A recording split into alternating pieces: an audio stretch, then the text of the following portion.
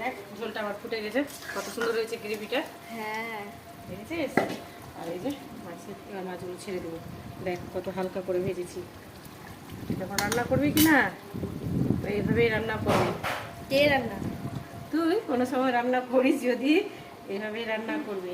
এই যে একদম হালকা করে ভাজবি ইলিশ মাছটা আর গ্রেভির মধ্যে ছেড়ে দিবি। এই যে দেখ, গ্রেভিটা বুঝতে পারছিস কত সুন্দর হয়েছে। হ্যাঁ আর মাছের পিসগুলো যে ছিল না, সেই একদম এদিকটা খুলে দিস। বাতাস মারছে আজকে, এবার বুঝতে পারা যাচ্ছে। বুঝতে পারা যাচ্ছে।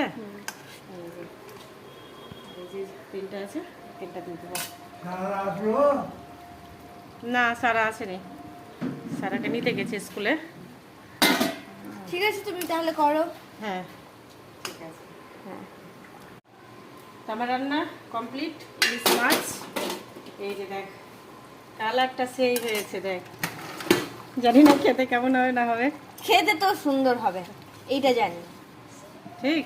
হ্যাঁ দেখ গ্রেভিটা কত সুন্দর হয়েছে, ঘন ঘন। হ্যাঁ, আমি আমি রান্না করে আমাকে নিজেই ভালো লাগছে যে হ্যাঁ এটা ভালো হয়েছে। স্যাটিসফাই।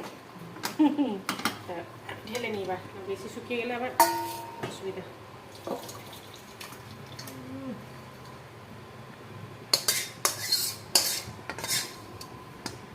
ওয়াও ওয়াও, আমার মাছ রান্না কমপ্লিট। ইলিশ মাছের দো পেঁয়াজা। কত সুন্দর সেন্ট। নামটাও কি সুন্দর না, ইলিশ মাছের দো পেঁয়াজা একদম। আর মাছের যা তেল ছিল না একদম, দেখছিস কত সুন্দর করে তেলটা জমে গেছে। আমাকে এবার তাড়াতাড়ি খেতে দাও। হ্যাঁ হয়ে গেছে, চল হ্যাঁ। খেতে দিই।